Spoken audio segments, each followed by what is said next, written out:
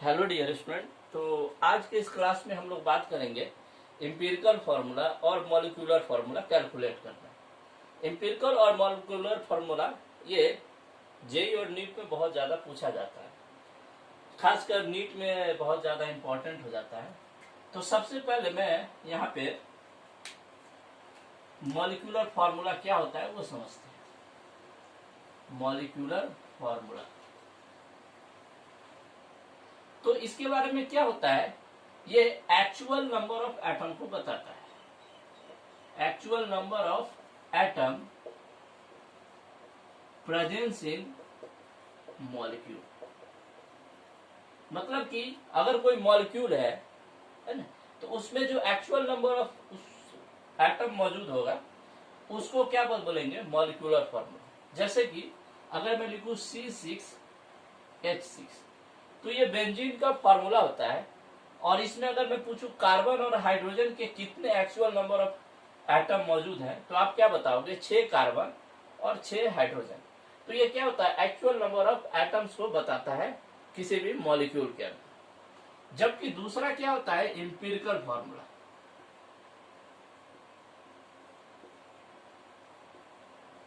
Empirical formula तो empirical formula क्या होता है, ये सिंपलेस्ट रेशियो को बताता है, रेशियो ऑफ ईच एलिमेंट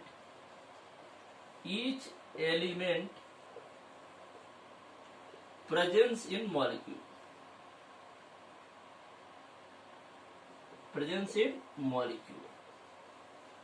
मतलब क्या, ये किसी मॉलिक्यूल के एटम को जो सबसे सिंपलेस्ट रेशियो है उसको दिखाता है।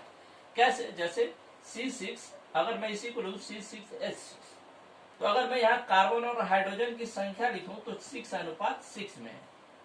अगर मैं इसको 6 से डिवाइड कर दूं तो 1:1 आया, यानी कि इसमें कार्बन और हाइड्रोजन का जो सिंपल रेशियो है वो क्या है, C और H के रूप में है। और यही हमारा क्या हो जाएगा, एम्पिरिकल फार्मूला। जबकि इसका मॉलिक्यूलर फार्मूला क्या होगा, C6H6। जैसे सपोज करो मैं ग्लूकोज लेता हूं C6H12O6, है ना। तो अगर मैं इसको एटम को दर्शाऊं 6:12 रेशियो 6, तो ये आ जाएगा 1:2:1, यानी कि इसका एम्पिरिकल फार्मूला क्या हो जाएगा, CH2O।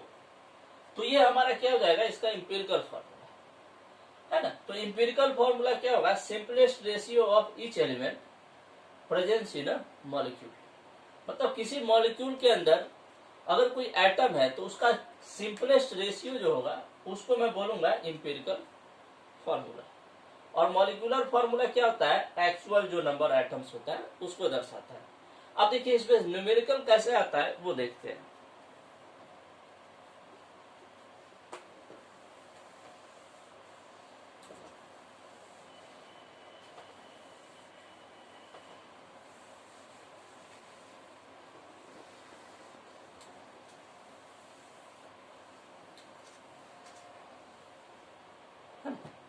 जैसे मैं एक एग्जांपल लेके समझाता हूं। सबसे पहले हम कैलकुलेट करेंगे एम्पिरिकल फार्मूला, इसको मैं शॉर्ट फॉर्म में ईपी लिख दे रहा हूं, है ना।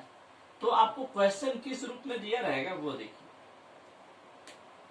एक साइड आपको दिया रहेगा कार्बन, हाइड्रोजन और ऑक्सीजन।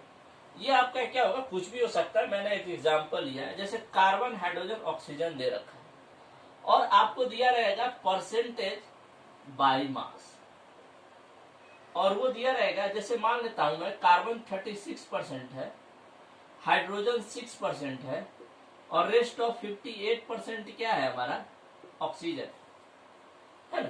तो एम्पिरिकल फार्मूला में आपको क्वेश्चन में इतना दिया रहेगा, ठीक ना। अब आपको क्या करना है, इसको सबसे पहले ग्राम में कन्वर्ट करना है। तो परसेंटेज बाय मास का मतलब क्या होता है कि 100 ग्राम में कितना उपलब्ध है। तो अगर मैं बोलूं यहाँ 36% है तो कितना हो जाएगा, 36 ग्राम। कैसे होगा, जैसे मैं बोलूं 100 रुपया का 25% बताइए, तो आप क्या बताओगे, 25 रुपया होगा। तो उसी तरीके से 36% का मतलब क्या होगा, 100 में कितना है 36 ग्राम। हाइड्रोजन कितना हो जाएगा 6 ग्राम और ऑक्सीजन कितना हो जाएगा 58 ग्राम। तो सबसे पहले हमको करना क्या है कि हम उसको क्या करेंगे ग्राम में कन्वर्ट कर लेंगे। उसके बाद हमको क्या करना है मोल निकालना है उसका, कार्बन का मोल, हाइड्रोजन का मोल और ऑक्सीजन का मोल। और मोल बराबर क्या होता है W/M। यदि अगर आपको वेट दिया हो और उसके एटॉमिक वेट या मॉलिक्यूलर वेट से जब आप डिवाइड कर देते हो तो क्या निकल के आता है मोल निकल के आता है।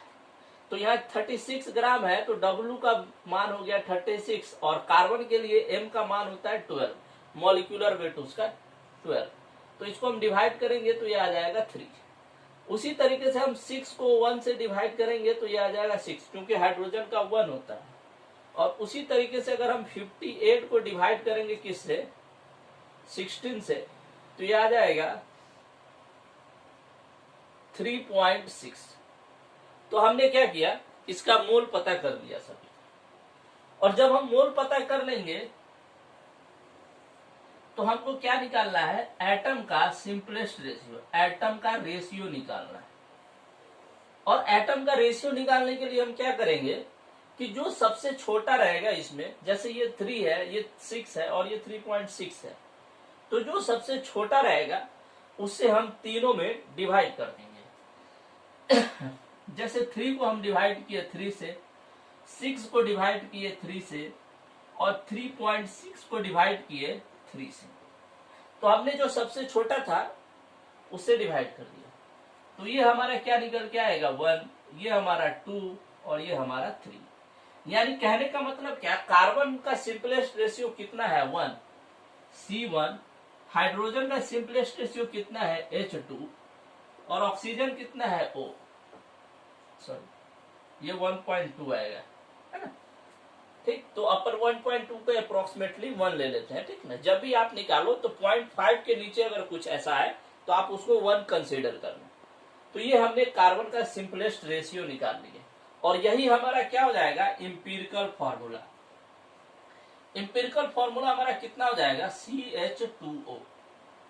तो इस तरीके से हम इंपिरिकल फॉर्मूला कैलकुलेट करेंगे। अब आगे हम लोग क्या देखेंगे इसी में इसी में हम लोग आगे देखेंगे मॉलिक्यूलर फॉर्मूला। मॉलिक्यूलर फॉर्मूला और मॉलिक्यूलर फॉर्मूला बराबर क्या होता है N इंटू इंपिरिकल फॉर्मूला। क्या होता है मॉलिक्यूलर फॉर्मूला बराबर N इंटू इंपिरिकल फॉर्मूला, जहां N बराबर क्या होता है मॉलिक्यूलर मास, इसको मैं MW से लिख रहा हूं, MW molecular mass upon empirical formula का मास। मतलब मॉलिक्यूलर फॉर्मूला का जो मॉलिक्यूलर का जो मास होगा उसको मैं इंपिरिकल फॉर्मूला के मास से डिवाइड कर दूंगा तो हमारा N का वैल्यू आ जाएगी। और इस N के वैल्यू को हम क्या करेंगे इंपिरिकल फॉर्मूला से मल्टीप्लाई कर देंगे। जैसे इस प्रश्न में मैं दे रहा हूं कि मॉलिक्यूलर मास का जो वैल्यू है वो 180 ग्राम है। मॉलिक्यूलर मास आपको क्वेश्चन में दिया रहता है, तो यहां से अगर मैं लिखूं molecular mass 180 gram divided by empirical formula का मास, तो इंपिरिकल फॉर्मूला का मास क्या हो जाएगा CH2O, कार्बन 12, हाइड्रोजन 2 और ऑक्सीजन 16 यानी कि 30। तो इसको मैं डिवाइड करूंगा तो ये निकल के कितना आ जाएगा 6। तो हमारा N का वैल्यू कितना आ गया 6 और इंपिरिकल फॉर्मूला हमारा क्या था CH2O, तो CH2O। और इसको जब मैं कैलकुलेट करूंगा तो आ जाएगा 6 is H12O6 और ये हमारा क्या हो जाएगा मॉलिक्यूलर मास हो जाएगा, मॉलिक्यूलर फार्मूला हो जाएगा, है ना। तो इस तरीके से आप इसके क्वेश्चंस को हल कर सकते हैं। आगे हम लोग देखेंगे कंबसन रिएक्शन में इंपिरिकल और मॉलिक्यूलर फार्मूला कैसे निकालते हैं, वो नेक्स्ट वीडियो में देखेंगे। ठीक है।